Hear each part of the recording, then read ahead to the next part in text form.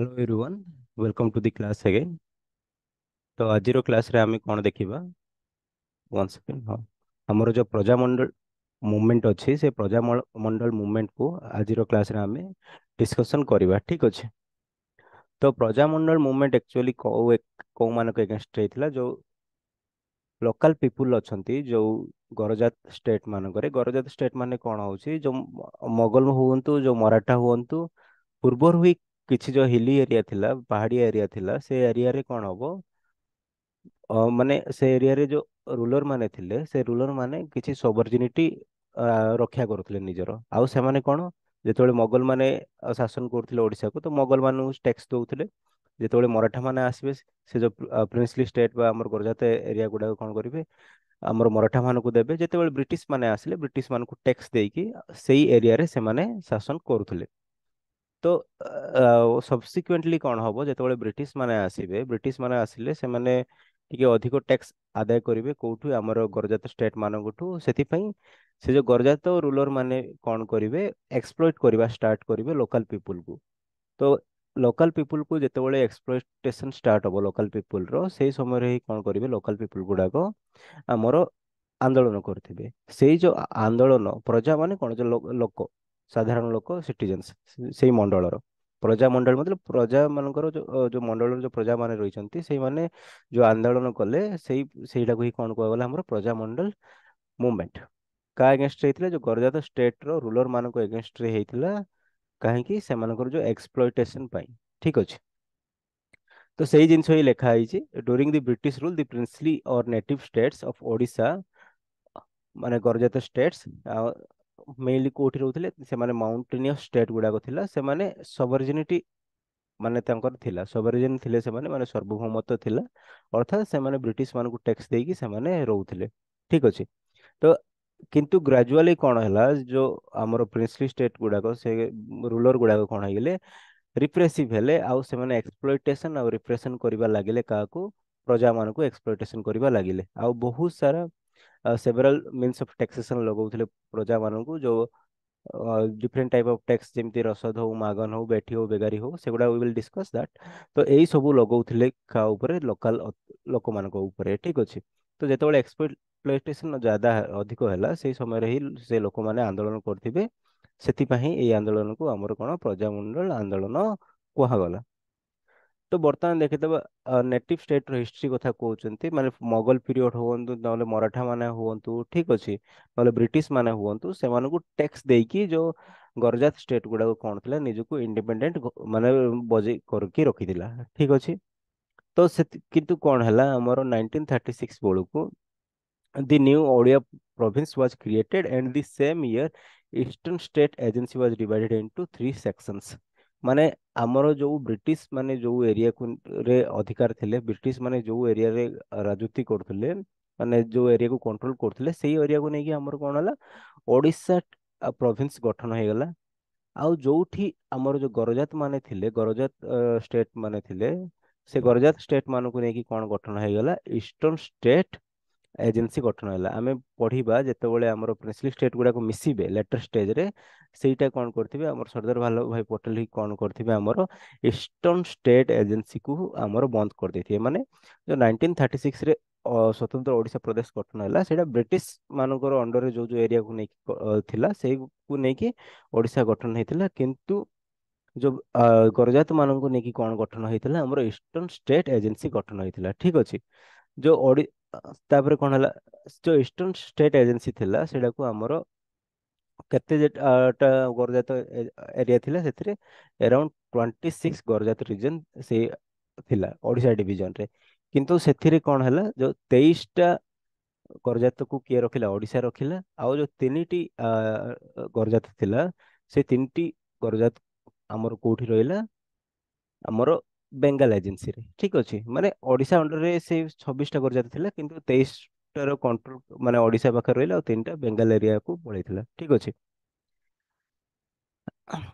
One second हाँ जो ତିନିଟା ବେଙ୍ଗାଲ ନେଇଥିଲା ତିନିଟା ସରି ମୟୂରଭଞ୍ଜ କାହାକୁ ଯାଇଥିଲା ବେଙ୍ଗାଲ ଏଜେନ୍ସି କୁ ଯାଇଥିବ ଆଉ କଳାହାଣ୍ଡି ପାଟନା ମାନେ ଆମର ଜେନେରାଲି ଆମର ବଲାଙ୍ଗୀର କଳାହାଣ୍ଡି ଆଉ ବଲାଙ୍ଗୀର କାହା ପାଖକୁ କାହା ଏଜେନ୍ସି କୁ ପଳେଇବ ଛତିଶଗଡ଼ ଏଜେନ୍ସି କୁ ପଳେଇଥିବ ଠିକ ଅଛି। ସିମ୍ପଲ କଥା କଣ जो ईस्टर्न स्टेट एजेंसी गठन होता 36टा गजात को लेकिन 23टा ओडिशा पाखे रहीगला गोटे गला आमर बेंगल पाखु आउ दुईटा गला आमर छत्तीसगढ़ पाखु गला तापर कौन है इन 1937 in accordance with the importance this native state they were divided into three section जो नेटिव स्टेट गुड़ा को कौन कराइगला आमर जो 36टा नेटिव स्टेट सॉरी 26टा नेटिव स्टेट थिला से 26टा नेटिव स्टेट को कौन तीन भाग में डिवाइड कराइगला कौन सेक्शन ए माने category A category B category C category A रे कौन 11 जन थिले कैटेगरी बी रे कौन 12टा स्टेट थिले बस्ट माने जो गौरजात स्टेट कथा कहूँ आउ 11 12 केते हमर 23 ହେଲା ଆଉ कैटेगरी सी रे कोण ହେଲା ଆଉ ତିନିଟି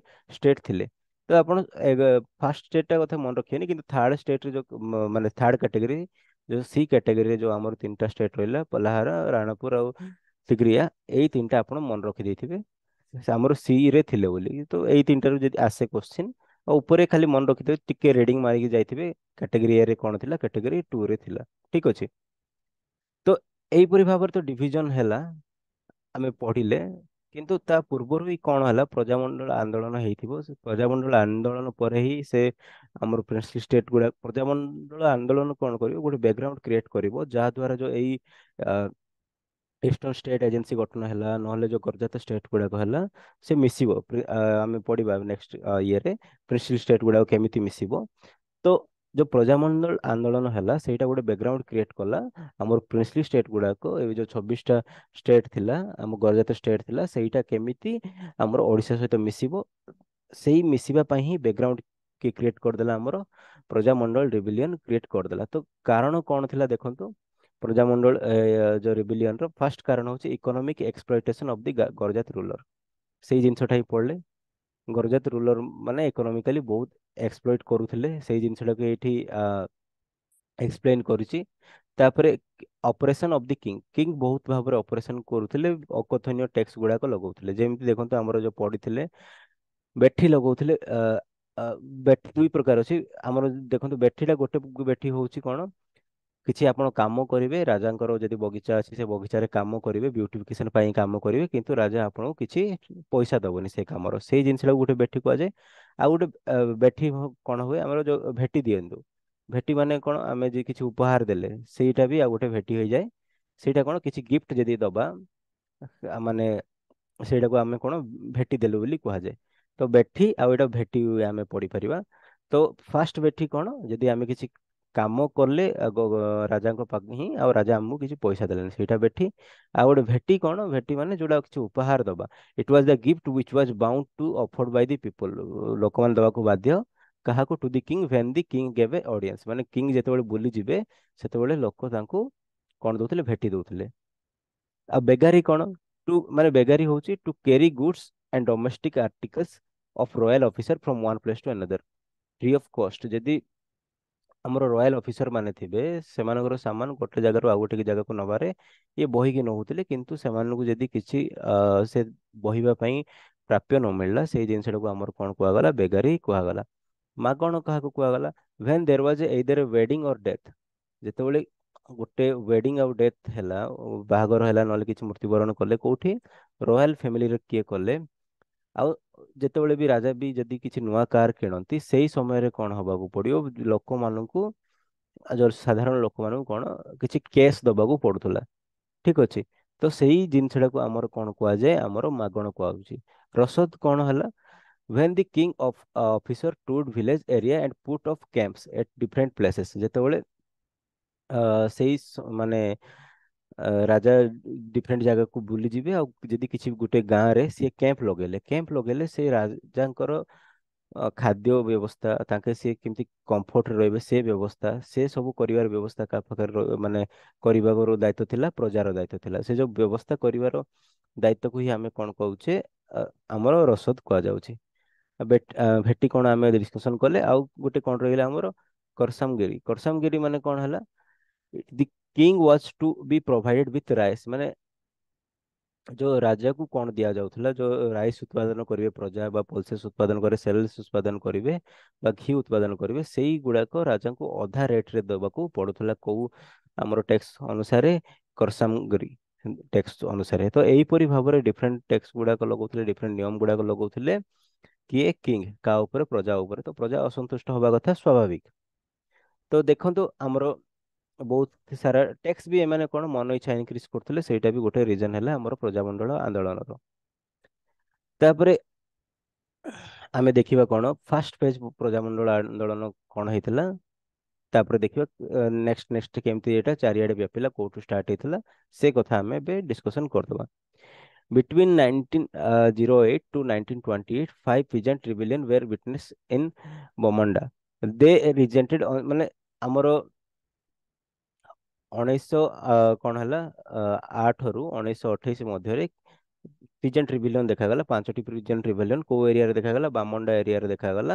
ସେ ବାମଣ୍ଡା ଏରିଆରେ କାହିଁକି ଦେଖାଗଲା? ଯୋଉ କୃଷକ ମାନେ ଥିଲେ, କୃଷକ ମାନେ ଯୋଉ ଟେକ୍ସ ଅଧିକ ଆଦାୟ ହଉଥିଲା ତା ଉପରେ ଆନ୍ଦୋଳନ କରୁଥିଲେ, କିନ୍ତୁ ଏଇ ସବୁ ଆନ୍ଦୋଳନକୁ କଣ କରାଗଲା, ସପ୍ରେସ୍ କରାଯାଇଥିବ ଏବେ ବର୍ତ୍ତମାନ। କାହିଁକି ମାନେ ରିବେଲିୟନ ଯୋଉ କଣ ଇମ୍ପ୍ରେଜନ କରାହେଇକି ଲୋକମାନଙ୍କୁ ସେଇଟା ଏବେ ଆନ୍ଦୋଳନକୁ ସରପ୍ରାଇଜ କରାଯାଇଥିବ। ଆଉ ଗୋଟେ ଆନ୍ଦୋଳନ କୋଉଠି ଆମର ହେଇଥିଲା? ଢେଙ୍କାନାଳରେ ହେଇଥିବ। In Dhenkanal a people's rebellion broke out in 1922 under leadership of Maheswar Soubha Singh. One second, ହଁ ଆମର କଣ ହେଲା, ଢେଙ୍କାନାଳରେ ଗୋଟେ ରେଭେଲିୟନ ହେଇଥିବ, କେବେ ହେଇଥିବ? 1922 ରେ। କାହା ନେତୃତ୍ୱରେ? ମହେଶ୍ୱର ସୁବାହୁ ସିଂ। ଠିକ ଅଛି। ଆଉ କିଏ ଥିବେ? ପୂର୍ଣ୍ଣଚନ୍ଦ୍ର ମହାପାତ୍ର, ବେଣୁଧର ପଣ୍ଡା।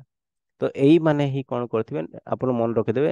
ଖାଲି କୋଶ୍ଚିନ୍ କଣ ଆସିପାରିବ, ଢେଙ୍କାନାଳରେ ଯୋଉ ଅ, ଆନ୍ଦୋଳନ ହେଇଥିଲା ପ୍ରଜାମଣ୍ଡଳ ଆନ୍ଦୋଳନ, କିଏ କିଏ ଲିଡର ନେଇଥିଲେ ଖାଲି ଆପଣଙ୍କୁ ପଚାରି ଦେଇ ପାରନ୍ତି।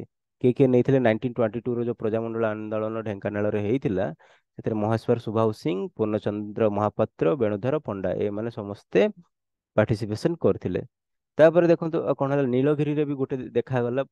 ନୀଳଗିରିରେ 1938ରେ ବି ଗୋଟେ ଦେଖାଯିବ ଆନ୍ଦୋଳନ, ଯୋଉ ଦ୍ୱାରା କି ପ୍ରିନ୍ସଲି ଷ୍ଟେଟରେ ମିଶିଯିବ। ଆଉ 1928ରେ ବି ଗୋଟେ ଦେଖାଯାଇଥିବ ପ୍ରଜାମଣ୍ଡଳ ଆନ୍ଦୋଳନ, ଆଉ 1930ରେ ଦେଖାଯାଇଥିବ ବୌଦ୍ଧରେ, ଆଉ ତାଲଚେରରେ କୋଉଠି ଦେଖାଯିବ? 1932ରେ ଦେଖାଯିବ। ଠିକ ଅଛି। ତ କିନ୍ତୁ ଏଇ ଯୋଉ ଆନ୍ଦୋଳନ ଗୁଡାକ ହେଲା, ମାନେ ଆମର ଏଇଟ ମାନେ ପାଖାପାଖି 1930 ଯାଇ ଯୋଉ ଯୋଉ ଆନ୍ଦୋଳନ ଗୁଡାକ ହେଇଥିବ, ସେଇ ସବୁ ଆନ୍ଦୋଳନ ଗୁଡାକ ମ୍ୟାକ୍ସିମମ୍ ଜାଗାରେ କଣ ହେଇଥିବ, ଯୋଉ ପ୍ରଜାମଣ୍ଡଳ ଆନ୍ଦୋଳନ ଗୁଡାକ ରୁଥଲେସଲି ସପ୍ରେସ୍ କରାହେଇଯାଇଥିବ। ଠିକ ଅଛି। ତାପରେ ଦେଖନ୍ତୁ ଏବେ ଗୋଟେ କନଫରେନ୍ସ ହେଇଥିବ Garjat state, conference of the people of Garjat state. ଯୋଉ ଲୋକମାନେ, ସାଧାରଣ ଲୋକମାନେ ଥିଲେ ଯୋଉ ଗରଜାତ ଷ୍ଟେଟ ର, ସେ ସବୁ ସାଧାରଣ ଲୋକମାନେ ଗୋଟେ ଜାଗାରେ ମିଶିକି ସେମାନେ କଣ କରିବେ? କନଫରେନ୍ସ କରିବେ। ସେଇଟାକୁ ହିଁ କଣ କୁହାଯାଏ? Conference of the people of Garjat state. କେବେ ହେଇଥିଲା ଦେଖନ୍ତୁ? ତ ଆମେ ଏବେ ଜଷ୍ଟ କଣ ପରେ 1930 ଯାଇ ଆନ୍ଦୋଳନ ଚାଲୁଛି, କିନ୍ତୁ ଆନ୍ଦୋଳନକୁ କଣ କରୁଛନ୍ତି, ଯୋଉ ରାଜା ଥିଲେ ସେଇଟାକୁ ସପ୍ରେସ୍ କରିଦେଇଛନ୍ତି। ତ ଦେଖନ୍ତୁ, to give a proper direction to the Prajamandal movement, for the first time on 20th June 1931, Odisha Garajata State People Association was convened in at Cuttack. ମାନେ କଟକରେ ଆମର ଗୋଟେ ସଂଘ ହବ, ସେଇ ସଂଘଟା କଣ ଥିଲା? Odisha Garjat state people's association. ଏଇଟା ମିଟିଂ କୋଉଠି ହବ? ଆମର କଟକରେ ହବ, ପାଖାପାଖି 1931ରେ। 30 ଯାଇ ମାନେ ସପ୍ରେସ୍ ହେଇଗଲା ପରେ ଗୋଟେ ସଂଘ ଗଠନ କରିବେ, ସବୁ ଗରଜାତ ଷ୍ଟେଟ ମାନେ ଯେତେ ଗରଜାତ ଷ୍ଟେଟ ଅଛି ସବୁ ଗରଜାତ ଷ୍ଟେଟ ର ଲୋକମାନେ ମିଶିକି। ସେ ଯୋଉ ଫାଷ୍ଟ ମିଟିଂଟା ହେଇଥିବ, ତ ଏ ବହୁତ ଇମ୍ପୋର୍ଟାଣ୍ଟ କ୍ୱେଶ୍ଚିନ୍, ଗରଜାତ ଷ୍ଟେଟ ମାନଙ୍କର ପିପୁଲ ଆସୋସିଏସନ ର ତାର ପ୍ରେସିଡେଣ୍ଟ କିଏ ହେଇଥିଲେ, ପ୍ରେସାଇଡ୍ କିଏ କରିଥିଲେ? ଭୁବନାନନ୍ଦ ଦାସ। ଭୁବନାନନ୍ଦ ଦାସ କଣ କରିଥିଲେ? ତାର ପ୍ରେସାଇଡ୍ ମାନେ ପ୍ରେସିଡେଣ୍ଟ ଥିଲେ ଫାଷ୍ଟ ଗଣଜାତ ଷ୍ଟେଟ ପିପୁଲ ଆସୋସିଏସନ ର। ଠିକ ଅଛି। ତ ସେଇ ଜିନିଷ ହିଁ, ସେ ଜଷ୍ଟ ଆମର ମିଟିଂ ହବ, ମିଟିଂ ରେ କଣ ଡିସ୍କସନ ହବ, ଯୋଉ ଲୋକମାନଙ୍କୁ ସେ ଅପିଲ କରିବେ ତମର ନିଜର ରାଇଟ୍, ଯୋଉ ଅଧିକାର ତମେ କଣ କର, ରିବେଲିୟନ କରିକି ହିଁ ପାଇପାରିବ ବୋଲି ଲୋକମାନଙ୍କୁ ବୁଝାଯିବ। ଠିକ ଅଛି। ତାପରେ କଣ ହବ ନେକ୍ସଟ? ସେଇ 1931ରେ ହବ। ତାପରେ ବହୁତ ଦିନ ପରେ କଣ ହବ? After this on 23 or 24 June 1937ରେ ସେକେଣ୍ଡ ସେସନ ହେଲା। ଠିକ ଅଛି। ବହୁତ ବର୍ଷ ପରେ, ପାଖାପାଖି 6 ବର୍ଷ ପରେ, ସେଇ ସମୟରେ କଣ ଆମର ସେ ଯୋଉ କନଫରେନ୍ସ ହେଇଥିବ, ସେଠି ଗୋଟେ ସିନିୟର କଂଗ୍ରେସ ଲିଡର ଥିବ ନ୍ୟାସନାଲ ଲେଭେଲର, ପଟାଭି ସୀତାରାମନ, ସିଏ ଯୋଗ ଦେଇଥିବେ। ଠିକ ଅଛି। ତ ସେଇ କନଫରେନ୍ସ ରେ କଣ ହେଲା, ଆଡପ୍ଟେଡ ରିଜଲ୍ୟୁସନ ଆଡପ୍ଟ କରାଯିବ, ଆଉ ସେ ରିଜଲ୍ୟୁସନ ଆଡପ୍ଟ କରାଇକି ଆମର ଯୋଉ ଅମାନୁଷିକ ପ୍ରଥା ଗୁଡାକ ଥିବ, ଯୋଉ ବେଠି ବେଗାରୀ ମାଗଣ ଏ ସବୁ ରସଦ ସବୁ ହଟାଯିବ। ଠିକ ଅଛି। ତ ସେ ଯୋଉ କାହା ନେତୃତ୍ୱରେ ହଟାଯିବ? ଗୋଟେ ସେକେଣ୍ଡ ଆମର ଯୋଉ ମିଟିଂ ହବ ଗରଜାତ ପିପୁଲ୍ସ ଆସୋସିଏସନ ର ସେକେଣ୍ଡ ମିଟିଂ ରେ, ଆମର ପଟ୍ଟାଭି ସୀତାରାମା କଂଗ୍ରେସ ଲିଡରଙ୍କ ନେତୃତ୍ୱରେ ଯୋଉ ଅମାନୁଷିକ ନିୟମ ଗୁଡାକ ଥିବ ସେ ନିୟମ ଗୁଡାକୁ ହଟା ହବ, ଠିକ ଅଛି। ତାପରେ ଦେଖନ୍ତୁ, here after an inquiry committee was set up under Satish Chandra Bose, Balwant Rai Mehta, Braja Sundar Das and Sarangdhar Das. ତାପରେ କଣ ହବ, ଏଇ ସବୁ ପରେ ମାନେ ରିଜଲ୍ୟୁସନ ନିଆଯିବ ବନ୍ଦ କରିବା ପାଇଁ। ତାପରେ ଗୋଟେ କମିଟି କରାହବ, ଇନକ୍ୱାରୀ କମିଟି। ଆଉ କମିଟି କଣ ହେଲା ବି ଦେଖିବ, ପ୍ରଜା ମାନେ ଯୋଉ ଡିମାଣ୍ଡ କରୁଛନ୍ତି ସେ ଡିମାଣ୍ଡ କୁ କମିଟି ବି କଣ କହିବ, ସେ ଜଷ୍ଟିଫାଇ କରିବ। କମିଟି ବି କହିବ ହଁ ଠିକ ଅଛି, ପ୍ରଜା ମାନେ ଆଙ୍କର ଡିମାଣ୍ଡ ବହୁତ ଜେନ୍ୟୁନ୍, ସେ କଥା ସେମାନେ ମାନେ କମିଟି ଦ୍ଵାରା ବି ଡିସାଇଡ୍ ହେଇଯିବ। ତ କମିଟି ବି ଫେଭରରେ ଆସିଯିବ, କାହାର, ପ୍ରଜା ମାନଙ୍କର ଫେଭରରେ। ତ ଦେଖିବା ଏବେ ଆମର ନେକ୍ସଟ କଣ ହବ, ଯୋଉ ପ୍ରଜାମଣ୍ଡଳ ଆନ୍ଦୋଳନ ହବ 1938 ରେ, କୋଉଠି ହବ ଆମର ଗୋଟେ 1938 ରେ ନୀଳଗିରିରେ ପ୍ରଜାମଣ୍ଡଳ ଆନ୍ଦୋଳନ ଏବେ ଉଗ୍ର ରୂପ। କାହିଁକି 1928 ରେ ବି ଗୋଟେ ହେଇଥିଲା, କିନ୍ତୁ ଉଗ୍ର ରୂପ କୋଉଠି କେବେ ଧରିଦବ, 1938 ରେ ଆମର ନୀଳଗିରି ହବ। ନୀଳଗିରି ଗୋଟେ ଫାର୍ଷ୍ଟ ପ୍ରିନ୍ସଲି ଷ୍ଟେଟ୍ ଯୋଉଟା କି ଆମର ଓଡିଶା ସହିତ ମିଶିଥିବ, ସେଇଟା ବି ଆପଣ ମନେ ରଖିବେ। ତ ଦେଖନ୍ତୁ, under the initiative of Harekrushna Mahadev and Sarangadhar Das, Prajamandal was formed, ମାନେ ପ୍ରଜାମଣ୍ଡଳ ଆଜ ଫର୍ମ ଏଟ ଗରାଇମାଲ, ଠିକ ଅଛି।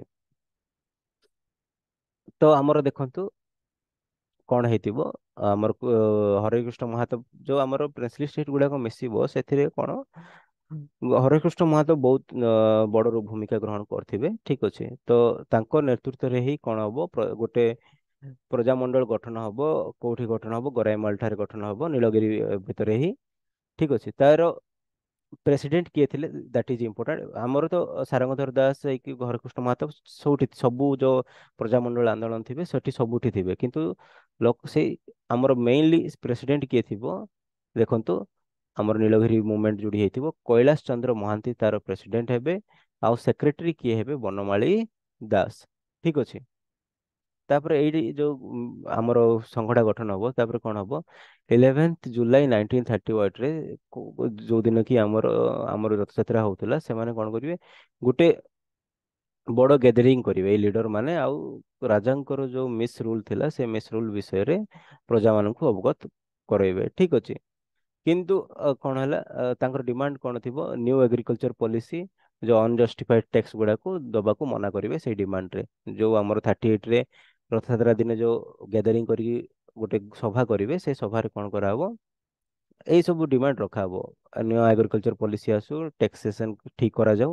ତାପରେ କଣ ହବ, କିନ୍ତୁ ଲୋକମାନଙ୍କୁ କଣ କୁହାଇଥିବ, ଏଇ ଯୋଉ ଆନ୍ଦୋଳନ କର 1938 ରେ ନନ ଭାଇଲେଣ୍ଟ କରିବାକୁ କୁହାଇଥିବ, ଠିକ ଅଛି। କିନ୍ତୁ କଣ ହେଲା, ଯୋଉ ନନ ଭାଇଲେଣ୍ଟ ରେ କରୁଥିବା ସତ୍ତ୍ୱେ ମଧ୍ୟ ରାଜାଙ୍କ ଅର୍ଡରରେ କଣ ହବ, 120 ଲୋକଙ୍କୁ ଆରେଷ୍ଟ କରାଯିବ, ଠିକ ଅଛି। ତାଙ୍କ ମଧ୍ୟରୁ 50 ଲୋକଙ୍କୁ 50 ଟଙ୍କା ଲେଖେ ଆମର ଫାଇନ ପକା ହେଇଯିବ। ଆଉ ବାକି ଲୋକଙ୍କୁ କଣ କରାହବ, ଜେଲରେ ରଖାଯିବ। 50 ଟଙ୍କା ଫାଇନ ଦେଇକି କିଛି ଲୋକକୁ ଛାଡିଦେବେ, ଆଉ କିଛି ଲୋକକୁ ଜେଲରେ ରଖିବେ। ତ 50 ଟଙ୍କା ସେଇ ସମୟରେ ବହୁତ ବଡ ଥିଲା, ଠିକ ଅଛି। ତ ସେଇ ସମୟରେ ତାପରେ କଣ ହବ, ସେଇ 1938 ରେ when Banamali Das was marching towards ମଚୁପାଟନା leading 5,000 people to start peaceful satyagraha, the king sought help of Odisha police। ତ ସେଇ ସମୟରେ କଣ ହବ, ଆମର ବନମାଳୀ ଦାସ ଆମେ ପଢିଲେ ଆଉ ଜଣେ ଲିଡର ଥିଲେ ଆମର ନୀଳଗିରିର। ତ ସିଏ କଣ ଗୋଟେ ମାର୍ଚ୍ଚ କରିବେ ମଛୁପାଟଣା ଏରିଆ ଆଡକୁ, 5,000 ଲୋକଙ୍କୁ ଧରିକି ପିସଫୁଲ ପ୍ରୋଟେଷ୍ଟ କରିବେ। କିନ୍ତୁ ସେ ରାଜା କଣ ମାଗିବେ, ଓଡ଼ିଶା ପୋଲିସର ହେଲ୍ପ ମାଗିବେ। ଓଡ଼ିଶା ପୋଲିସର ହେଲ୍ପ ମାଗିଲା ପରେ ଯୋଉ ଓଡ଼ିଶା ପୋଲିସର ଯୋଉ ଏଜେଣ୍ଟ ଆସିଥିବେ, ସେ ଏଜେଣ୍ଟ କିଏ ଆସିଥିବେ ସେ ସମୟରେ, ଏଜେଣ୍ଟ ମେଜର ବେଜେଲ ଗେଟ୍, ଠିକ ଅଛି। ଆଉ ହରେକୃଷ୍ଣ ମହାତାବ ଆଣ୍ଡ ବାଲେଶ୍ୱର ମାଜିଷ୍ଟ୍ରେଟ, ଏଇ ସମସ୍ତେ କଣ କରିବେ, ଯୋଉ 5,000 ପିପୁଲକୁ ରଖିବେ, ଆଉ ଯୋଉ ରିବିଲିୟନ ଟାକୁ ସେଟାକୁ ଏଣ୍ଡ କରିବେ, ଠିକ ଅଛି। ତ ମେଇନଲି କଣ ହେଲା, ଫାର୍ଷ୍ଟଲି ତ କିଛି ଲୋକଙ୍କୁ ଆରେଷ୍ଟ କରାଯିବ ଇନିସିଆଲ ଫେଜରେ। ସେକେଣ୍ଡ ଫେଜରେ କଣ ହବ, ଆମର ବନମାଳୀ ଦାସ କଣ କରିବେ, ଆଉ ଥରେ ଆନ୍ଦୋଳନ କରିବେ। ବନମାଳୀ ଦାସ ଆନ୍ଦୋଳନ କଲେ, ତାଙ୍କ ଆନ୍ଦୋଳନ ଟାକୁ ମାନେ ଭାଇଲେଣ୍ଟ ହେଇଯିବ ବୋଲି ଆମର ମେଜର ବେଜଲ ଗେଟ୍, ହରେକୃଷ୍ଣ ମହାତାବ ଆଉ ବାଲେଶ୍ୱର ମାଜିଷ୍ଟ୍ରେଟ ମାନି, ତ ଏ ସମସ୍ତେ କଣ କରିବେ, ଆସିକି ବୁଝେଇକି ରେବେଲିୟନ ଟାକୁ ଏଣ୍ଡ କରିଦେବେ। ତ ଆମର ଯୋଉ ପିପୁଲ ମାନଙ୍କର ଡିମାଣ୍ଡ ଥିବ, ଅଧିକାଂଶ ଡିମାଣ୍ଡ କଣ ରାଜା ମାନିବାକୁ ତାପରେ ବାଧ୍ୟ ହେଇଯାଇଥିବେ। ଏଇ ଯୋଉ ଷ୍ଟ୍ରାଇକ ଅଟକିବା ପରେ ମଧ୍ୟ ରାଜା କଣ କରିବେ, ବହୁତ ସାରା ଡିମାଣ୍ଡକୁ ମାନି ଯାଇଥିବେ। ତ ଏଇପରି ଭାବରେ 1938 ରେ କଣ ହେଲା, ଆମର ନୀଳଗିରିରେ ଆନ୍ଦୋଳନ ହେଇଥିଲା। ଖାଲି ମନେ ରଖିବେ, କଣ ମେନ୍ ଲିଡର କଣ କିଏ ଥିଲେ, କୈଳାସ ଚନ୍ଦ୍ର ମହାନ୍ତି, ବନମାଳୀ ଦାସ। ଆଉ ଆମର ବନମାଳୀ ଦାସ ଯେତେବେଳେ ଲାଷ୍ଟ ଫେଜରେ ଆନ୍ଦୋଳନ କଲେ, ତାଙ୍କ ଆନ୍ଦୋଳନଟାକୁ ଏଇଟା ନାଁଟା ମନେ ରଖିବେ, ମେଜର ବେଜେଲ ଗେଟ୍ ଆଉ ହରକୃଷ୍ଣ ମାହାତ ବାଲେଶ୍ୱର ମାଜିଷ୍ଟ୍ରେଟ ସେମାନଙ୍କୁ ବୁଝେଇକି ଅଟକେଇ ମାନେ ବନ୍ଦ କରିଦେଇଥିଲେ। ତାପରେ ଆହୁରି କୋଉଠି ଆନ୍ଦୋଳନ ହେଇଥିଲା, ଆମର ଢେଙ୍କାନାଳରେ ବି ଆନ୍ଦୋଳନ ହେଇଥିଲା, କଣ ପ୍ରଜାମଣ୍ଡଳ ଆନ୍ଦୋଳନ ଢେଙ୍କାନାଳରେ। ପ୍ରଜା ଅଫ ଢେଙ୍କାନାଳ ଷ୍ଟାର୍ଟେଡ ରିବେଲିୟନ ଏଗେinst ଦି ମାନେ ସେଇ ସବୁଠି ସେଇ ସେମ୍ କାରଣ ହେଇଥିବ। ଅଧିକ ଟେକ୍ସ ଆଉ ଯୋଉ ଆମର ପ୍ରଥା ଗୁଡାକ ଥିବ, ବେଠି ମାଗଣା ରସଦ ପ୍ରଥା ଥିବ, ତା ଏଗେinst ରେ ହିଁ ସବୁଠି ଆମର କଣ ହଉଥିବ, ଆନ୍ଦୋଳନ ହଉଥିବ, ସେଇ ସେମ୍ କାରଣ। ଠିକ ଅଛି। ତ ସେମାନେ କଣ କରିବେ, ଢେଙ୍କାନାଳର ଲୋକମାନେ ପାମ୍ପଲେଟ ବନେଇବେ, ପ୍ରିଣ୍ଟେଡ ପାମ୍ପଲେଟ ବନେଇକି ସମସ୍ତ ଲୋକଙ୍କୁ ଅବଗତ କରାଇବା ଷ୍ଟାର୍ଟ କରିବେ। ତାପରେ କଣ ହେଲା, on 13 September 1938, despite police warning, Hare Mahatab, N.K. Chaudhary, and Sarangdhar Das addressed Mammoth rally of 50,000 men in the state police and British police lathi charge. ମାନେ କଣ ହେଲା, ଏଇ ସମୟରେ ଢେଙ୍କାନାଳରେ କଣ କରିବେ, ପାଖାପାଖି 50,000 ଲୋକଙ୍କୁ ଆମର ଯୋଉ ଷ୍ଟେଟ ଲିଡର ଗୁଡାକ ଥିଲେ, ହରେକୃଷ୍ଣ ମାଧବ, N.K. ଚୌଧୁରୀ ଆଉ ସାରଙ୍ଗଧର ଦାସ। ଆମର ସାରଙ୍ଗଧର ଦାସ ହଉଛି ହରେକୃଷ୍ଣ ମାଧବ, ଆପଣ ସବୁଠି ମିଳିବେ। ଏମାନେ କଣ 50,000 ଲୋକଙ୍କୁ ତାଙ୍କର ଅଧିକାର ଏଗେinst ରେ ଅବଗତ କରେଇଥିବେ। ଠିକ ଅଛି। ପୋଲିସ ସେମାନଙ୍କୁ ଲାଠିଚାର୍ଜ କରେଇଥିବେ, ସେ ଅଲଗା କଥା। The Congress leadership nevertheless advised people not to get crowded down by such atrocity but continue to ମାନେ କଣ, କଂଗ୍ରେସ ଲିଡର ମାନେ ଯୋଉ ଥିଲେ ହରେକୃଷ୍ଣ ମହାତାବ କହିବେ ଠିକ ଅଛି, ସେମାନେ ଆମକୁ ଲାଠିଚାର୍ଜ କଲେ କିନ୍ତୁ ଆମେ କଣ ଆନ୍ଦୋଳନଟା ପିସଫୁଲ ୱେରେ କଣ୍ଟିନ୍ୟୁ ରଖିବାକୁ ସେମାନେ କହିବେ। ତାପରେ କଣ ଦେଖନ୍ତୁ, Harmohan Patnaik was sent to jail and house of many of the Praja Mandal leader were burned। ସେଇ ଆନ୍ଦୋଳନ ପରେ କଣ ହବ, ଆମର ଆମ ଯୋଉ ଲିଡର ଥିବେ ସେଠିର ଲୋକାଲ ଲିଡର କିଏ ଥିବେ, ଆମର ହରମୋହନ ପଟ୍ଟନାୟକ। ଠିକ ଅଛି। ହରମୋହନ ପଟ୍ଟନାୟକ ଯୋଉ ଲୋକାଲ ଲିଡର ଥିବେ, ସେ ଲୋକାଲ ଲିଡର କୁ କଣ କରାହବ, ଆରେଷ୍ଟ କରାଇକି ଜେଲକୁ ପଠାଯିବ। ଆଉ ବହୁତ ସାରା ପ୍ରଜାମଣ୍ଡଳ ଲିଡରଙ୍କ ଘର ପୋଡା ହେଇଯାଇଥିବ ସେଇ ସମୟରେ। ଠିକ ଅଛି। ଆଉ ଏଠି ଗୋଟେ ଇନସିଡେଣ୍ଟ କଣ, ଯୋଉ ବାଜି ରାଉତ ଥିବେ, ତାଙ୍କ ଯୋଉ ବୟସ 12 ବର୍ଷ ହେଇଥିବ, ତାଙ୍କୁ ଏଠି କଣ କରାହେଇଯାଇଥିବ, ଯୋଉ ୟଙ୍ଗେଷ୍ଟ ଆମର ଯିଏ ଯୋଦ୍ଧା ଥିବେ, ଯିଏ ମୃତ୍ୟୁବରଣ କରିଥିବେ ବ୍ରିଟିଶ ଫାୟାରିଂ ଦ୍ଵାରା, କିଏ ଥିବ, ବାଜି ରାଉତ, ଯିଏକି ମରିଥିବେ।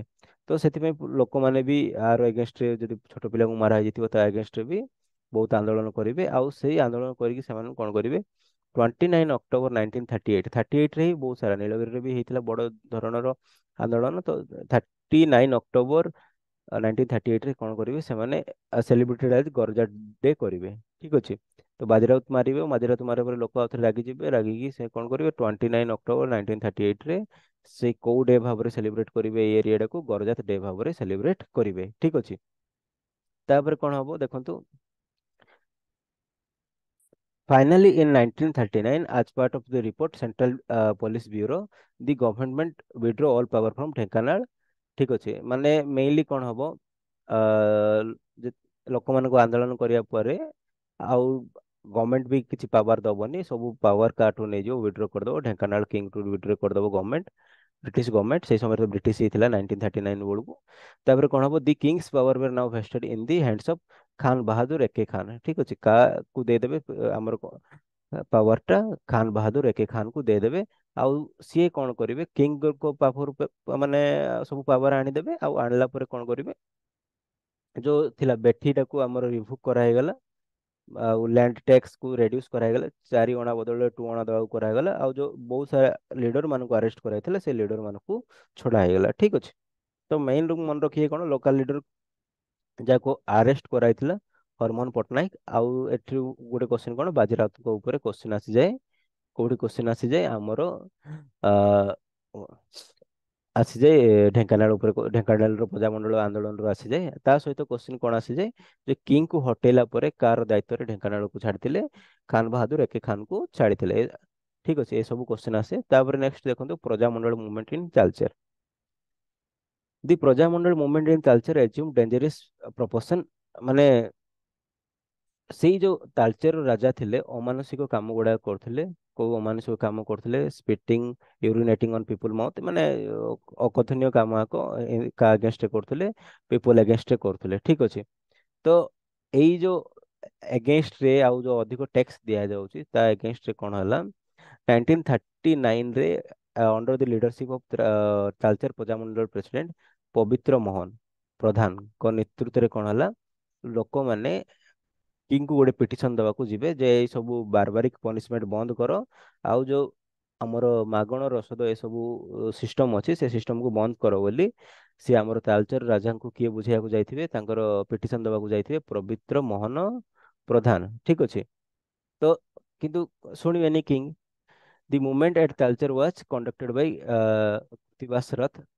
ଫାର୍ଷ୍ଟଲି 1939 ରେ କିଏ ପ୍ରଜାମଣ୍ଡଳ ପ୍ରେସିଡେଣ୍ଟ କିଏ ଥିବେ? ଆମର ପବିତ୍ର ମୋହନ ପ୍ରଧାନ ଥିବେ। କୋଉଠି ଥିବେ? ତାଳଚେରର, ସେଇଟା ମନେ ରଖିବେ। ତାପରେ ମୁଭମେଣ୍ଟ କୁ କିଏ ବଢେଇଲା ଆହୁରି? ଆମର କୃତିବାସ ରଥ, ମଗୁଣି ପ୍ରଧାନ, ଦଶରଥୀ ପାଣି, ଏସବୁ ଜଣ କଣ କରିବେ ଆଉ ଆମର ଏରିଆ ତାଳଚେରର ମୁଭମେଣ୍ଟ ଟାକୁ ବଢେଇବେ, ଠିକ ଅଛି। ତାପରେ ଦେଖନ୍ତୁ ଦି ପ୍ରଜା ସବ the people left Talcher to refugee in ମାନେ ଯୋଉ ବହୁତ ଏକ୍ସଟ୍ରିମ ପନିଶମେଣ୍ଟ ଦଉଥିଲେ, ସେଥିପାଇଁ କଣ କିଛି ଯୋଉ ପ୍ରଜାସ ଥିବେ ସାଧାରଣ ଲୋକମାନେ ଯାଇକି ବ୍ରିଟିଶ ରୁଲ ଅନୁଗୁଳ ରିଜନରେ ରହିବା ଷ୍ଟାର୍ଟ କରିଦେବେ, ଠିକ ଅଛି। ତ ଏଇ ସବୁ ଜିନିଷ ଦେଖିବାକୁ କଣ mainly leaders of the Congress reach Angul and political agent of Mir Hasin and Harekrushna Mahatab signed a pact in ମାନେ। ତ ସେଇ ଜିନିଷରେ କଣ ହବ, ୱାନ୍ ସେକେଣ୍ଡ। ଓକେ, ତ ଆମେ ଡିସ୍କସନ କଣ କରୁଥିଲେ, ୱାନ୍ ସେକେଣ୍ଡ, ହଁ। ତ ଦେଖୁଥିଲେ ଆମେ କଣ ଯୋଉ ପ୍ରଜା ମାନେ ଥିବେ କଣ ଥିବେ ଆମର ତାଳଚେର ପ୍ରଜା ମାନେ କୋଉଠିକି ଚାଲି ଯାଇଥିବେ ରାଜାଙ୍କର ଅତ୍ୟାଚାର ନ ସହିକି ଅନୁଗୁଳ ଏରିଆକୁ ଚାଲିଥିବେ। ତ ଅନୁଗୁଳ ଏରିଆରେ କଣ ହବ ଆମର ଆ, ବହୁତ ସାରା ଲିଡର ମିଶିବେ। ବହୁତ ସାରା ଲିଡର ମାନେ କିଏ ଆମର ମେନଲି କଣ ହବ, many leader of the Congress reach ଅନୁଗୁଳକୁ ଯିବେ, କୋଉଠିକି ଯୋଉ ଆମର ତାଳଚେର ପ୍ରଜା ମାନେ ଯୋଉଠିକି ଆସିଥିବେ। ଆଣ୍ଡ ଦି ପଲିଟିକାଲ ଏଗ୍ରିମେଣ୍ଟ କାହା କାହା ମଧ୍ୟରେ ହେଇଥିବ? Mir Hasini and Harekrushna Mahatab sign in the 1939 ରେ ସାଇନ୍ ହବ। ସେଇଟାକୁ କୋଉ ଏଗ୍ରିମେଣ୍ଟ କୁହାଯାଏ? ହାସିନି ମହାତାବ ଏଗ୍ରିମେଣ୍ଟ କୁହାଯାଏ। ଖାଲି ମନେ ରଖିଥିବ ହାସିନି ମହାତାବ ଏଗ୍ରିମେଣ୍ଟରେ ସିମ୍ପଲି କଣ ହବ, ସେଇ ଯୋଉ ରାଜାଙ୍କୁ ଅତ୍ୟାଚାର କରୁଥିବେ ରାଜା, ସେଇ ଜିନିଷଟାକୁ ହାଇଲାଇଟ କରାହବ। ଲୋକମାନଙ୍କର ଯୋଉ ଲୋକାଲ ଲୋକ ଅଛନ୍ତି, ଲୋକାଲ ଲୋକ, ସେମାନଙ୍କୁ କେମିତି ସେମାନଙ୍କର ଅଧିକାର ଦିଆଯିବ ସେ ପ୍ରତି କିଛି ଲେଖା ଯାଇଥିବ ସେ ଏଗ୍ରିମେଣ୍ଟରେ। ଆଉ ସେଇ ଏଗ୍ରିମେଣ୍ଟରେ କିଏ ଆମର ଗାନ୍ଧିଜୀ ବି ସାଟିସ୍ଫାଇ ହେଇଥିବେ। ତାପରେ ସେଥିପାଇଁ କଣ হবে, ବହୁତ ସାରା ଯୋଉ ନିୟମ ଥିବ ସେଇ ଏଗ୍ରିମେଣ୍ଟର, ହାସିନି ମହାତାବ ଏଗ୍ରିମେଣ୍ଟରେ ରାଜା ମାନି ଯାଇଥିବେ। ଆଉ ସେଇ ପିସ୍ ଟା ରିଷ୍ଟୋର ହେଇଯାଇଥିବ କୋଉଠି? ତାଳଚେରରେ। ଆଉ ଲୋକମାନେ ଯିଏ ପଳେଇଥିବେ ଲୁଚିକି, ସେ ଲୋକମାନେ ପୁଣି ରିଟର୍ନ କରିବେ କୋଉଠିକି? ତାଳଚେର ଅନୁଗୁଳରୁ, ଠିକ ଅଛି। ତାପରେ ଦେଖନ୍ତୁ ବର୍ତ୍ତମାନ କଣ ହବ, ଆ ଖାଲି ମନେ ରଖିବା କଥା, ଯଦି ତାଳଚେର କଣ ମନେ ରଖିବା କଥା, ଫାର୍ଷ୍ଟଲି ବୁଝେଇଥିଲେ ମାନେ ପ୍ରେସିଡେଣ୍ଟ କିଏ ବୁଝେଇଥିଲେ? ପବିତ୍ର ମୋହନ ପ୍ରଧାନ ବୁଝେଇଥିଲେ। ତାପରେ ସେଇଟାକୁ କଣ୍ଟିନ୍ୟୁ କିଏ କରେଇଥିଲେ? ଏଇ କୃତିବାସ ଦାସ, ମଗୁଣି ପ୍ରଧାନ, ଦଶରଥୀ ପାଣି, ଏସବୁ କଣ୍ଟିନ୍ୟୁ କରେଇଥିଲେ। କଣ୍ଟିନ୍ୟୁ କରାଇଲା ପରେ ଯୋଉ ଆନ୍ଦୋଳନ ମାନେ ବହୁତ ଆନ୍ଦୋଳନ ବ୍ୟାପି ଯିବାରୁ କଣ ହେଲା, ଏକ୍ସଟ୍ରିମ ଷ୍ଟେପ ନେଲେ କି କିଙ୍ଗ, ସେଥିପାଇଁ ତାଳଚେର ଲୋକ କୋଉଠି ପଳେଇଲେ? ଅନୁଗୁଳ। ସେ ଅନୁଗୁଳରେ ଗୋଟେ ଏଗ୍ରିମେଣ୍ଟ ହେଇଥିଲା କାହାର? ହସିନି ଆଉ ମହାତ୍ମାଙ୍କ ଅ, ହରେକୃଷ୍ଣ ମହାତାବଙ୍କ ମଧ୍ୟରେ। ସେଇ ଏଗ୍ରିମେଣ୍ଟ ଅନୁସାରେ କଣ ହେଲା, ପିସ୍ ରିଷ୍ଟୋର ହେଲା ଆଉ ସବୁ ଲୋକ ତାଳଚେରକୁ ପୁଣି ରିଟର୍ନ କଲେ ଅନୁଗୁଳରୁ, ଠିକ ଅଛି। ତ ନେକ୍ସଟ ଆମେ କଣ ଦେଖିବା, ଆମର ଗାଙ୍ଗପୁରରେ କେମିତି ଆମର ପ୍ରଜାମଣ୍ଡଳ ମୁଭମେଣ୍ଟ ହେଇଥିଲା, ଠିକ ଅଛି। ତ ଦେଖନ୍ତୁ ଗାଙ୍ଗପୁର ପ୍ରଜାମଣ୍ଡଳ ମୁଭମେଣ୍ଟ ଟୁ ଏସିମ୍ଡ ମାନେ ମେଇନଲି କଣ ହେଲା, ଯୋଉ ଗାଙ୍ଗପୁର କିଙ୍ଗ ଥିବେ ସିଏ ତାଙ୍କର ଡେଥ୍ ହେଇଯାଇଥିବ। ଡେଥ୍ ହେଲା ପରେ କଣ, ସେ ଆଡମିନିଷ୍ଟ୍ରେସନ କାହା ପାଖକୁ ଯାଇଥିବ? କୁଇନ ପାଖକୁ ଯାଇଥିବ, ଠିକ ଅଛି।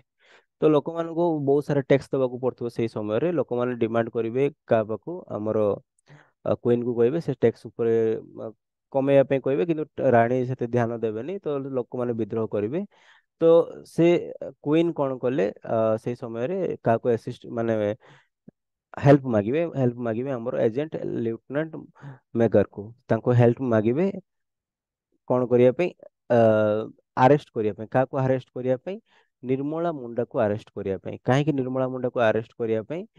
ଯୋଉ ଆମର ଗାଙ୍ଗପୁର ଥିବ, ସେ ଗାଙ୍ଗପୁରରେ ମେଇନଲି କୋଉ ଲୋକମାନେ ରହୁଥିବେ? ମୁଣ୍ଡା ଲୋକମାନେ ରହୁଥିବେ। ମୁଣ୍ଡା ଲୋକମାନେ କଣ ରାଣୀଙ୍କର ସେ ଯୋଉ ଶାସନ ପଦ୍ଧତିକୁ ଲାଇକ୍ କରୁନଥିବେ। ସେଥିପାଇଁ ନିର୍ମଳା ମୁଣ୍ଡାଙ୍କ ନେତୃତ୍ୱରେ ହିଁ ଆମର କଣ ହବ, ବହୁତ ସାରା ଷ୍ଟ୍ରାଇକ୍ ଆଉ ଆନ୍ଦୋଳନ ହଉଥିବ। ସେଥିପାଇଁ ସେ ରାଣୀ କାହାକୁ କହିବେ?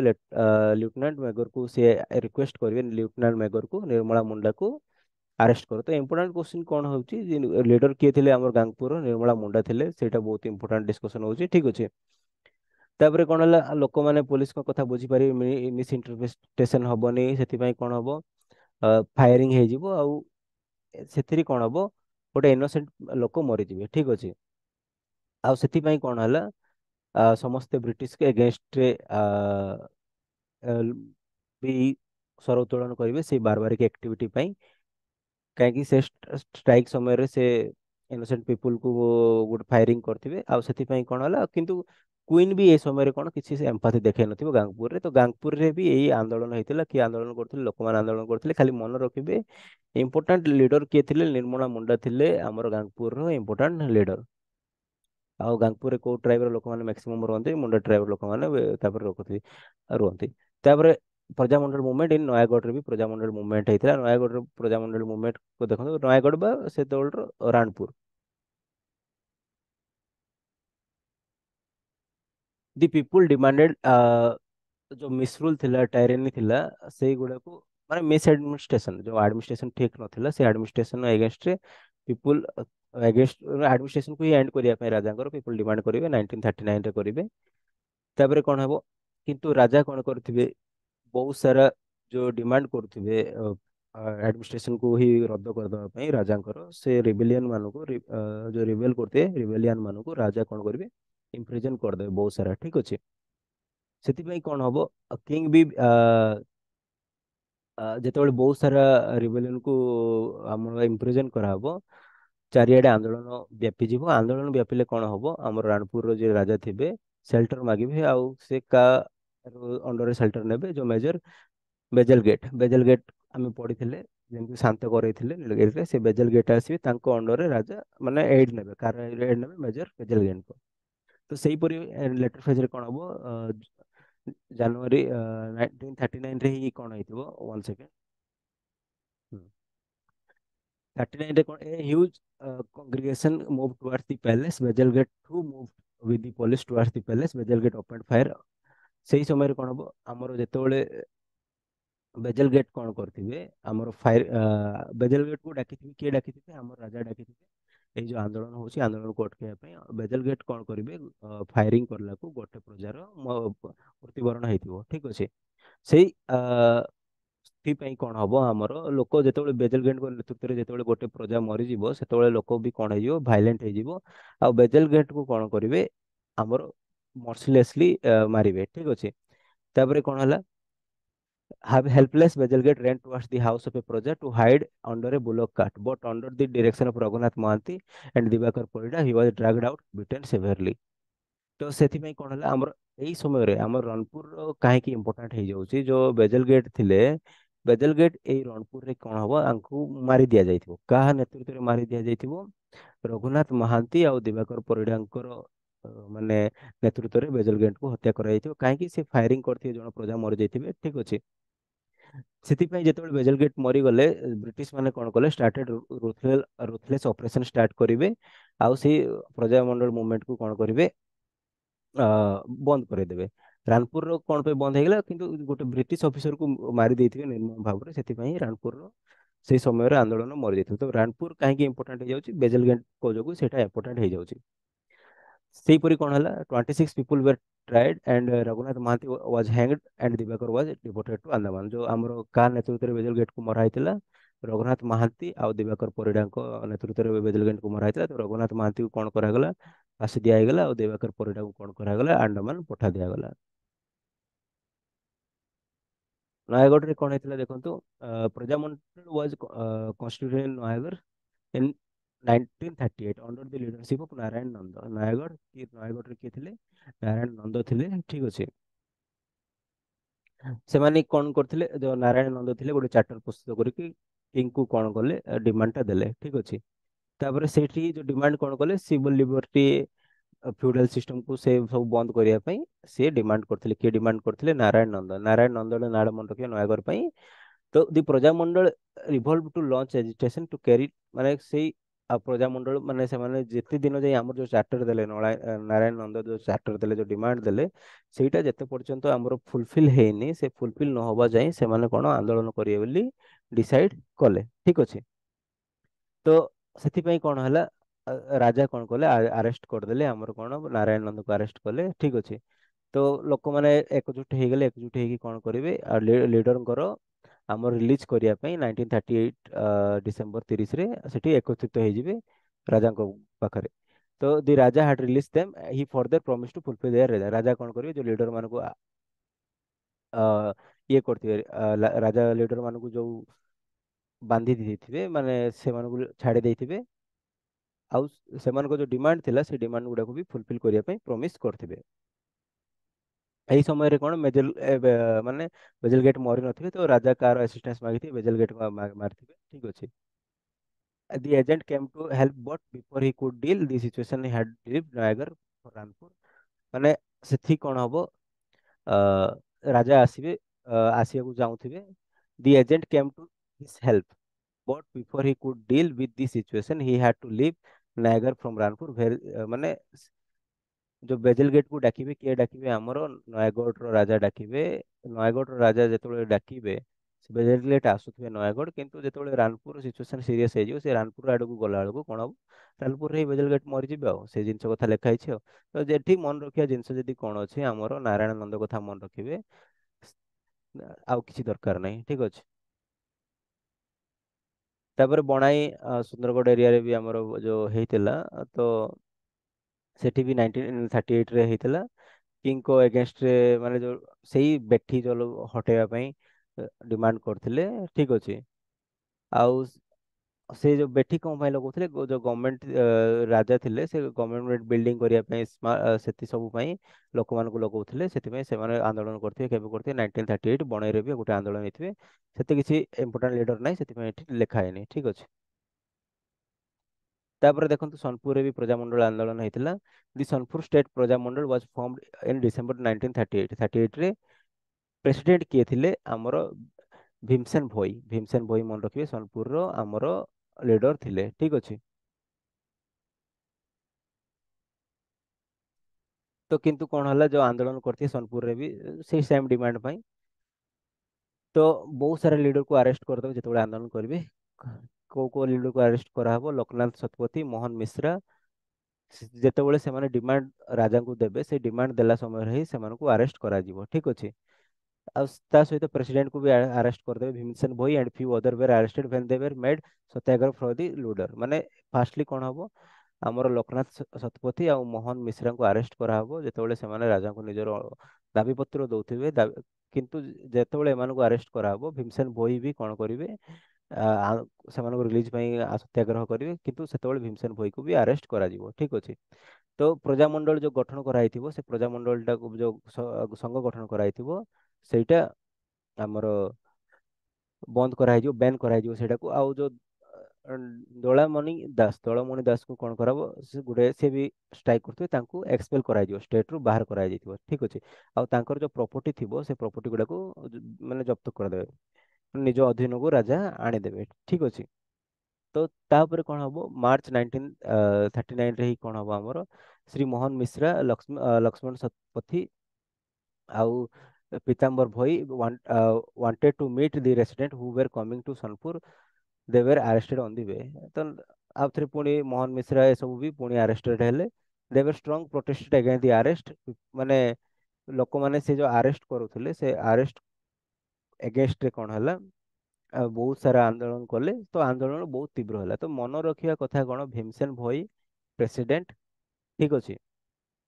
ତାପରେ ସେମାନେ ଭୀମସେନ ଭୋଇକୁ ଦୁଇଥର ଆରେଷ୍ଟ କରାଯାଇଥିଲା। ଆଉ ଜଣେ ଆମର ଲିଡର କିଏ ଥିଲେ, ଦଳମଣି ଦାସ, ତାଙ୍କୁ ବି ଏକ୍ସପେଲ କରାଇକି ତାଙ୍କର ପ୍ରପର୍ଟି ସବୁ ନିଜ ଅଣ୍ଡରକୁ ଆଣି ଦେଇଥିଲେ ରାଜା। ତା ସହିତ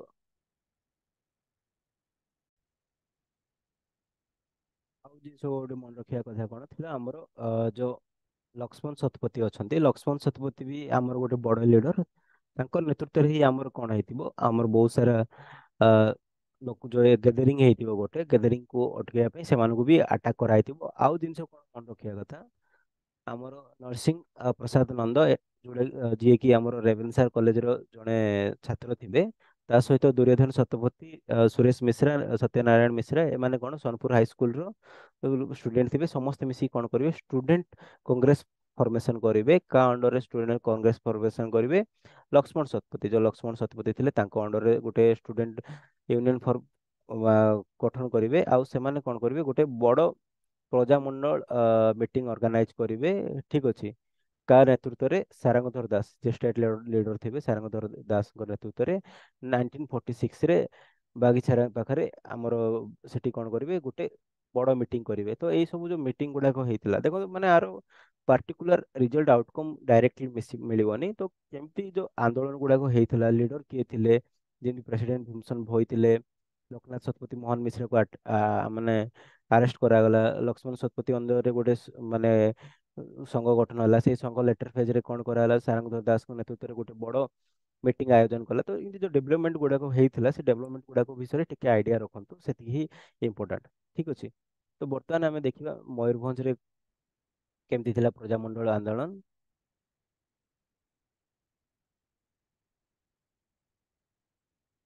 ତ 1940ରେ ଆମର କଣ ପ୍ରଜାମଣ୍ଡଳ କୋଉଠି ଫର୍ମେସନ ହେଇଥିଲା, ମୟୂରଭଞ୍ଜରେ ଫର୍ମେସନ ହେଇଥିଲା। ଠିକ ଅଛି।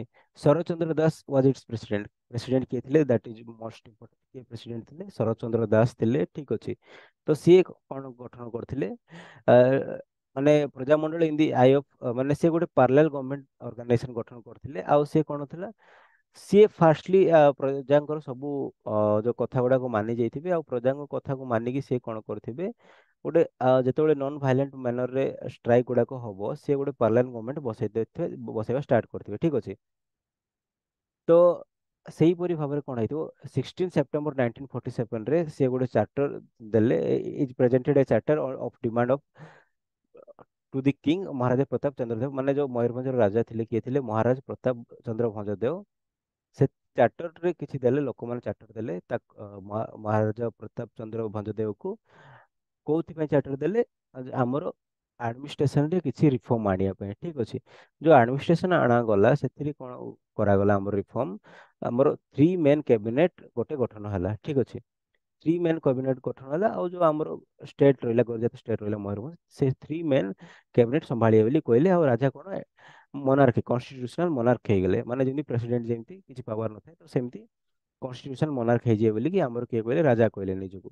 ତ ସେଇ ଯୋଉ 3 ମେନ୍ କ୍ୟାବିନେଟ ଗଠନ ହେଲା, ସେଥିରେ କାହାକୁ ରଖାଗଲା? ଶରତ ଚନ୍ଦ୍ର ଦାସକୁ ରଖାଗଲା। ତ ଏଠି କଣ ହେଇଥିବ, ମେନଲି ଇଏ ବେଶୀ ରେଜିଷ୍ଟ କରିନଥିବେ, ଯିଏ ମୟୂରଭଞ୍ଜର ରାଜା, ସେ ଗୋଟେ ନୂଆ ଉପାୟ କରିଥିବେ। ସେ କରିଥିବେ, ହଁ ଠିକ ଅଛି, ମୁଁ କନଷ୍ଟିଟ୍ୟୁସନ ମୋନାର୍କ ହେଇଯାଉଛି, ତମେ 3 ଜଣ ସମ୍ଭାଳ। ଆଉ ସେ ସମ୍ଭାଳିବା ମଧ୍ୟରେ 3 ଜଣଙ୍କ ମଧ୍ୟରେ ଜଣେ ଯେ ଲିଡର କିଏ ଥିବେ, ଆମର ଶରତ ଚନ୍ଦ୍ର ଦାସ। ତ ଆପଣ ମନେ ରଖିବେ ଖାଲି କଣ, ଯୋଉ ପ୍ରଜାମଣ୍ଡଳ ମୁଭମେଣ୍ଟ ହେଇଥିଲା ଆମର ମୟୂରଭଞ୍ଜରେ, ତାର ଲିଡର କିଏ ଥିଲେ? ଶରତଚନ୍ଦ୍ର ଦାସ। ରାଜା ସେତେବେଳେ କିଏ ଥିଲେ? ଆମର ପ୍ରତାପ ଚନ୍ଦ୍ର ଭଞ୍ଜଦେବ ଥିଲେ। ସିଏ 3 ମେନ୍ କ୍ୟାବିନେଟ ଗଠନ କରିଥିଲେ। ଆଉ 3 ମେନ୍ କ୍ୟାବିନେଟରେ ବି ଦାୟିତ୍ୱ କାହାକୁ ଦେଖିଥିଲେ? ଆମର ଶରତଚନ୍ଦ୍ର ଦାସକୁ ଦେଇଥିଲେ। ଠିକ ଅଛି। ତ ସେଇପରି ଭାବରେ ହିଁ ସେ ମାନେ ବହୁତ ଲୋକମାନଙ୍କୁ ପାୱାର ଦେବା ଷ୍ଟାର୍ଟ କରିଥିବେ, ବହୁତ ଅପରେସନ କରିନଥିବେ। ତ ମୟୂରଭଞ୍ଜର ଏଇ ଷ୍ଟୋରି ଗୁଡାକ ଆପଣ ମନେ ରଖନ୍ତୁ। ଏଇ ଯୋଉ ଇମ୍ପୋର୍ଟାଣ୍ଟ ଲିଡର ଗୁଡାକ ଯୋଉ ରହିଲା ଆମର, ଶରତଚନ୍ଦ୍ର ଦାସ ହଉ ବା କିଙ୍ଗ ମହାରାଜ ପ୍ରତାପ ଚନ୍ଦ୍ର ଭଞ୍ଜଦେବ, ଏଇ ନାଁ ଗୁଡାକ ଖାଲି ମନେ ରଖନ୍ତୁ। ତ ଏଇପରି ଭାବରେ ଡିଫରେଣ୍ଟ ଜାଗାରେ ଆମର ପ୍ରଜାମଣ୍ଡଳ ମୁଭମେଣ୍ଟ ହେଇଥିଲା। କନସିକ୍ୱେନ୍ସେସ୍ କଣ ହେଇଥିବ, ଲୋକମାନଙ୍କ ମଧ୍ୟରେ ଯୋଉ ଫିଲିଙ୍ଗଟା ଥିବ, ଏମିତି ଅତ୍ୟାଚାର କରୁଥିବେ ଲୋକମାନେ, ଯୁଗ ଯୁଗ ଧରି ସହି ଆସୁଥିବେ। କିନ୍ତୁ ସେଇଟା ଲୋକମାନ ଯୋଉ ଆନ୍ଦୋଳନ ଗୁଡାକ ହବ, ଲୋକ ଜାଗ୍ରତ ହେବେ। ଆଉ ଅଧିକାଂଶ ଜାଗାରେ କଣ ହବ, କିଛି ନା କିଛି ଫ୍ରୁଟଫୁଲ ରିଜଲ୍ଟ ସେମାନେ ପାଇଥିବେ। ଆଉ ଯୋଉ ଅପରେସନ ଥିବ ରାଜାଙ୍କର, ଅପରେସନ କମିଥିବ। ସେଇ ଜିନିଷ ଗୁଡାକ ହିଁ ଲେଖାଯାଇଛି। ଠିକ ଅଛି। ତ ଏଇ ପରେ ହିଁ ଏଇଟା କଣ ଆମର ବ୍ୟାକଗ୍ରାଉଣ୍ଡ କ୍ରିଏଟ କରିଦବ, ଯୋଉ ଆମର ଅ, ଗଠନ ହେଇଥିବ, ମାନେ ପ୍ରଜାତ ଷ୍ଟେଟକୁ ନେଇକି ଯୋଉ ଏରିଆଟା ଗଠନ ହେଇଥିବ, ଇଷ୍ଟ ମାନେ ପ୍ରେସିଡେନ୍ସି ଆସୋସିଏସନ, ବା ସେଇ ଆସୋସିଏସନ ଟା କଣ ରଦ୍ଦ ହବ ଏଇ ଆନ୍ଦୋଳନ ଗୁଡାକ ଯୋଗୁ। ଆଉ ଆନ୍ଦୋଳନ ଏଇଟା ହିଁ ବ୍ୟାକଗ୍ରାଉଣ୍ଡ କାରଣ ହବ, ଯୋଉ ଗରଜାତ ଅଞ୍ଚଳ ଗୁଡାକ ଥିବ, ସେ ଗରଜାତ ଅଞ୍ଚଳ ଗୁଡାକ କାହା ସହିତ ମିଶିବାରେ, ଆମର ଓଡିଶା ପ୍ରୋଭିନ୍ସ ସହିତ ମିଶିବାରେ। ଠିକ ଅଛି। ତ ଏଇ ଯୋଉ ଷ୍ଟ୍ରାଇକ୍ ଗୁଡାକ ହେଲା, ଡିଫରେଣ୍ଟ ଡିଫରେଣ୍ଟ ଜାଗାରେ ଷ୍ଟ୍ରାଇକ୍ ହେଲା, ସେ ଷ୍ଟ୍ରାଇକ୍ କାରଣରୁ ହିଁ ଆମର ଗରଜାତ ଷ୍ଟେଟ ଗୁଡାକ ବି ଲେଟର ଷ୍ଟେଜରେ କଣ ହବ, ମିଶିଯିବ ଓଡିଶା ସହିତ। ତ ଏଇଟା ଥିଲା ଆର ପ୍ରଜାମଣ୍ଡଳ ମୁଭମେଣ୍ଟ ଉପରେ କାହାଣୀ। ତ ନେକ୍ସଟ ଭିଡିଓରେ ଆମେ କଣ କରିବା, ପ୍ରିନ୍ସଲି ଷ୍ଟେଟ ଗୁଡାକ କେମିତି ମର୍ଜର ହେଇଗଲା ଲାଷ୍ଟ ଷ୍ଟେଜରେ। ଏବେ ତ ଆମେ ଦେଖିଲେ ସମସ୍ତେ ଆନ୍ଦୋଳନ କରିକି କିଙ୍ଗର ପାୱାରକୁ ଟିକେ ୱିକ୍ କରିଦେଲେ। ଲେଟର ଫେଜରେ କଣ ହବ, ସେ ଟୋଟାଲି କିଙ୍ଗ ସିଷ୍ଟମଟା ହିଁ ରହିବନି, ସେମାନେ କାହା ସହିତ ମିଶିଯିବେ, ଓଡିଶା ସହିତ ମିଶିଯିବେ, ଓଡିଶା ଗୋଟେ ୟୁନିଟ ହେଇଯିବ। ସେଇଟା ଆମେ ଦେଖିଦବା।